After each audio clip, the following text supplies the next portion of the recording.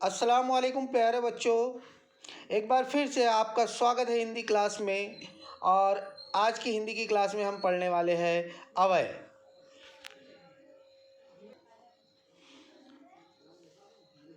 आज हम देखेंगे अवयव, और अवयव में सबसे पहले हम देखेंगे अवयव की परिभाषा। अवयव किसे कहा जाता है इसे समझेंगे। तो देखिए, संज्ञा, सबसे पहले मैं आपको एक बात बता दूं, मैं जो भी आपको यहाँ पर वाइट बोर्ड पे लिखवा रहा हूँ या दिखा रहा हूँ वह आपको वैसे का वैसे अपने कॉपी में नोट करना है। अवयव व्याकरण आपका पूरा का पूरा ऐसे ही लिखा हुआ होना चाहिए। तो सबसे पहले हम हेडिंग लिखेंगे अवयव की, और उसके बाद में लिखेंगे संज्ञा, सर्वनाम और विशेषण शब्दों में लिंग, वचन और कारक के अनुसार परिवर्तन होते हैं। संज्ञा, सर्वनाम और विशेषण में शब्दों में संज्ञा, सर्वनाम और विशेषण शब्दों में लिंग, वचन और कारक के अनुसार परिवर्तन होते हैं। क्रिया शब्द भी काल और वचन के अनुसार बदलते हैं। इसीलिए संज्ञा, सर्वनाम, विशेषण और क्रिया विकारिक शब्द कहलाते हैं। जो शब्द वाक्य के अनुसार बदलते हैं, लिंग के अनुसार बदलते हैं, ऐसे शब्द वैकारिक शब्द कहलाते हैं, है ना। और भाषा में कुछ शब्द ऐसे भी होते हैं जिनमें कभी कोई परिवर्तन नहीं होता। कभी कभी ऐसे भी शब्द आते हैं जिसका लिंग अलग अलग लिंग के हिसाब से हम उसको पढ़ते हैं या बोलते हैं, तो उस शब्द का कोई भी परिवर्तन नहीं होता, कोई भी चेंज नहीं होता है, ना वचन की वजह से, ना कारक की वजह से, ना लिंग की वजह से।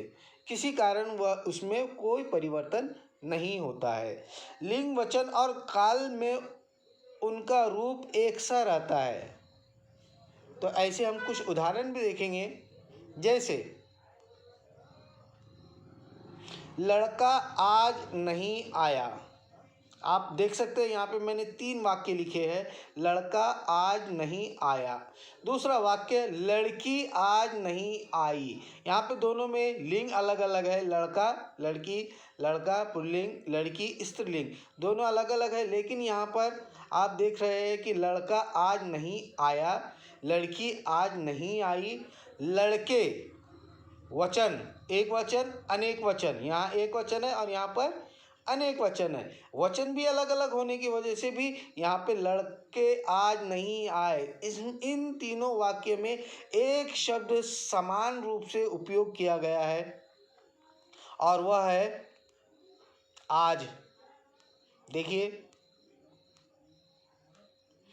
आज जो शब्द है, आप देख रहे हैं यहाँ पर भी जो आज है, यहाँ पर भी आज है, यहाँ पर भी आज है ना। इसमें लिंग अलग अलग उपयोग करने पे भी इसमें कोई चेंजेस नहीं हुए हैं, ना वचन अलग अलग, यहाँ पे सिंगुलर है, यहाँ पे प्लूरल है, लेकिन यहाँ पर भी आज लिखा हुआ है, यहाँ पर भी आज लिखा हुआ है। तो आपके समझ में आ गया होगा कि भाषा में कुछ शब्द ऐसे भी होते हैं जिनमें कभी कोई परिवर्तन नहीं होता, लिंग, वचन और काल में। काल, जैसे कि आप पास्ट टेंस में कहेंगे कि लड़का, लड़की या लड़के, किसी भी काल में कहेंगे कि उस दिन लड़के नहीं आए थे, है ना। तो उस समय के आज तो आज ही रहेगा, है ना। काल में उनका रूप एक सा रहता है।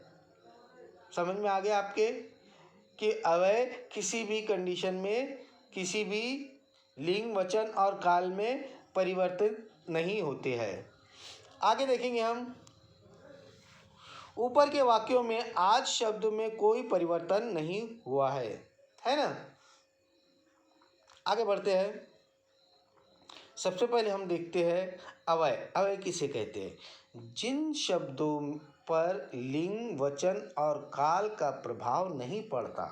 जिन शब्दों पर लिंग फर्स्ट, वचन सेकंड और थर्ड नंबर पे काल का प्रभाव नहीं पड़ता, अर्थात जिन शब्दों में कभी कोई परिवर्तन नहीं होता उन्हें अव्यय कहते हैं। अव्यय अविकारिक शब्द है। विकारिक जिसमें परिवर्तन होता है और अविकारिक जिसमें परिवर्तन नहीं होता है। तो अव्यय कैसे शब्द है? अविकारिक शब्द है। अव्यय के 4 प्रकार हैं। जैसे कि हम जानते हैं अव्यय के 4 प्रकार, इसके पहले भी हमने पढ़ा है और एक बार देखते हैं। अव्यय के 4 प्रकार: क्रिया विशेषण अव्यय, संबंध बोधक अव्यय, समुच्चय बोधक अव्यय और विस्मयादि बोधक अव्यय। यह 4 प्रकार है किसके? अव्यय के। आपको ऐसे के ऐसे लिखना है आपको, ठीक है। आगे बढ़ेंगे हम। सबसे पहले हम देखेंगे क्रिया विशेषण अव्यय, एडवर्ब। मैं साथ ही साथ आपको इसका इंग्लिश में भी बता रहा हूँ, हाँ, ताकि आपको ग्रामर अच्छी तरह से समझ में आए, व्याकरण अच्छी तरह से समझ में आए। क्रिया विशेषण अव्यय। क्रिया विशेषण अव्यय में हम देखेंगे क्रिया की रीति। फर्स्ट, क्रिया की रीति, क्रिया का स्थान, क्रिया का काल और क्रिया का परिमाण बताने वाले शब्द क्रिया विशेषण अव्यय कहलाते हैं, है ना। कौन कौन से?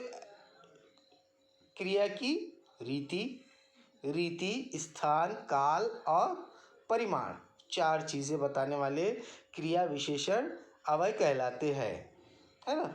तो कौन कौन से कैसे है? देखिए, क्रिया की रीति बताने वाले अव्यय। यहाँ पर देखिए, क्रिया की रीति बताने वाले अव्यय। रीति: तेज, धीरे धीरे, अचानक, एकाएक, फटाफट, निरंतर आदि। यानी ये सभी चीज़ें क्या दिखा रहा है? रीति बता रहा है ऐसे शब्द। और ये शब्द वाक्य में कभी परिवर्तन नहीं होते हैं, जैसे है वैसे ही रहते हैं, चाहे आप उसका कोई काल हो, उसका कोई भी वचन हो या लिंग हो। दूसरा है, हमने यहाँ पर देखा रीति, क्रिया का स्थान। अब दूसरा देखें क्रिया के स्थान। क्रिया का स्थान बताने वाले अव्यय, यहाँ पे प्रत्यय आ गया लिखा हुआ। अव्यय: बाहर, भीतर, ऊपर, नीचे, यहाँ, वहाँ, इधर, उधर आदि आदि एक्सेट्रा इत्यादि।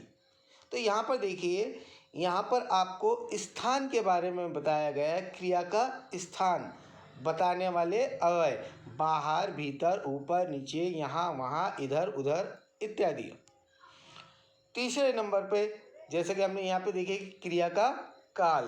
क्रिया का काल बताने वाले अव्यय: आज, कल, देर से, जल्दी, प्राय, अभी अभी। ये सभी क्या है? समय बता रहे हैं, है ना। काल यानी समय, और ये सभी शब्द जो है तो काल को दर्शाते हैं, समय को दर्शाते हैं। अब, अभी, अभी तक इत्यादि। आगे बढ़ते हैं, उससे पहले थोड़ा सा हम इसको सेट कर लेते हैं। इस तरह से लिखना है आपको, इस प्रकार से लिखना है, हाँ। चलिए, यहाँ पर हम उदाहरण देखेंगे। वह धीरे धीरे चलता है।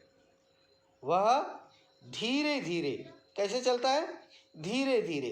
रीति बताया जा रहा है यहाँ पे, उसकी रीति कैसी है? धीरे धीरे। वह धीरे धीरे चलती है।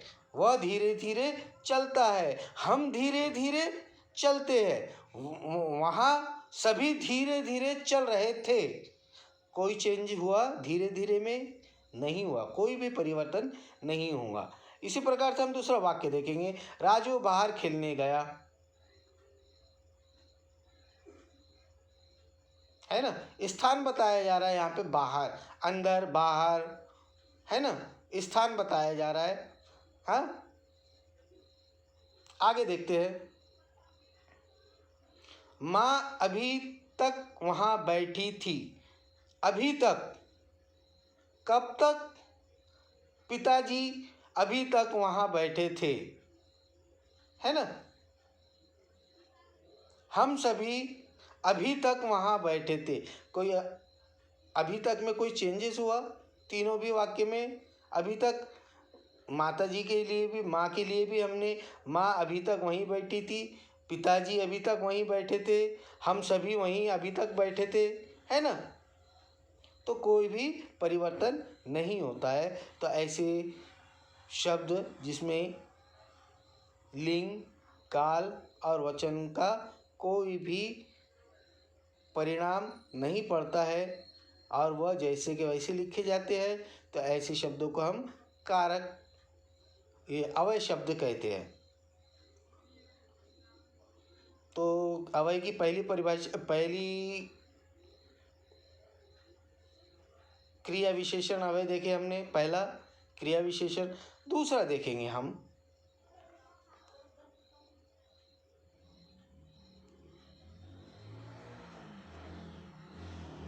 समुच्चय बोधक अवय।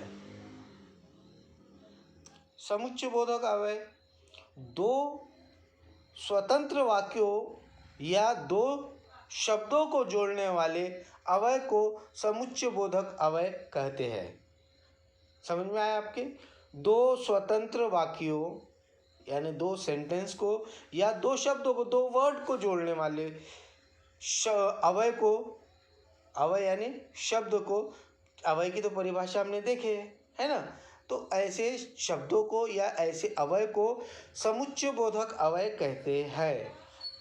देखेंगे हम कुछ समुच्चय बोधक अवय। कुछ समुच्चय बोधक अवय में किंतु, लेकिन, बल्कि, फिर भी, क्योंकि, इसलिए, या, नहीं, तो, वरना, परंतु, तो, और, तथा, अथवा इत्यादि, ये सभी शब्द समुच्चय बोधक अवय कहलाते हैं, है ना? कौन से शब्द कहलाते हैं? समुच्चय बोधक अवय शब्द कहलाते हैं, है ना? तो अब इनके उदाहरण देखेंगे हम।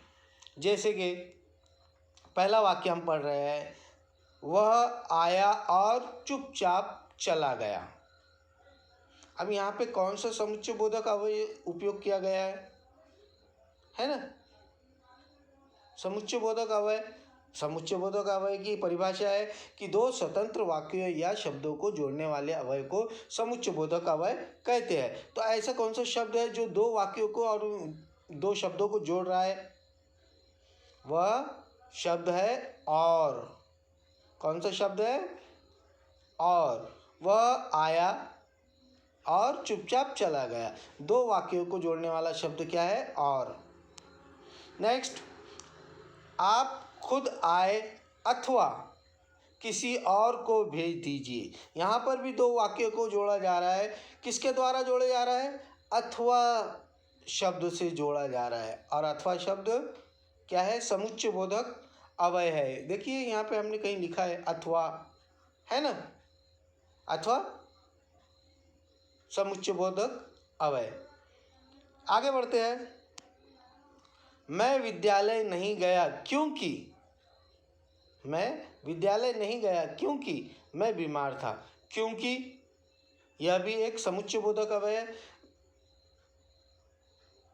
जाना, विद्यालय नहीं जाना और बीमार होना, इन दोनों वाक्यों को जोड़ने वाला क्योंकि यह शब्द है। वे दोनों मित्र हैं इसलिए, मित्र है इसलिए साथ साथ विद्यालय जाते हैं। मित्र है इसलिए क्या होता है? साथ साथ विद्यालय जाते हैं। अब देखिए यहाँ पर आप कहेंगे कि यहाँ पे धीरे धीरे, साथ साथ, ये तो क्रिया विशेषण अवय हुए। धीरे धीरे, साथ साथ, है ना? तो यहाँ पर हम अभी समुच्चय बोधक अवय पढ़ रहे हैं और समुच्चय बोधक अवय इस वाक्य में इसलिए है। क्या है? इसलिए, क्योंकि समुच्चय बोधक अवय की परिभाषा क्या कहती है? दो स्वतंत्र वाक्यों या शब्दों को जोड़ने वाले अवय को समुच्चय बोधक अवय कहते हैं। हाँ, वे दोनों मित्र हैं। यहाँ पे ये एक स्वतंत्र वाक्य हो गया। दूसरा, इसलिए साथ साथ विद्यालय जाते हैं, यानी इससे इसका संबंध है। ये दोनों वाक्य जुड़े हुए हैं, इन दोनों वाक्यों को जोड़ा जा रहा है इसलिए से।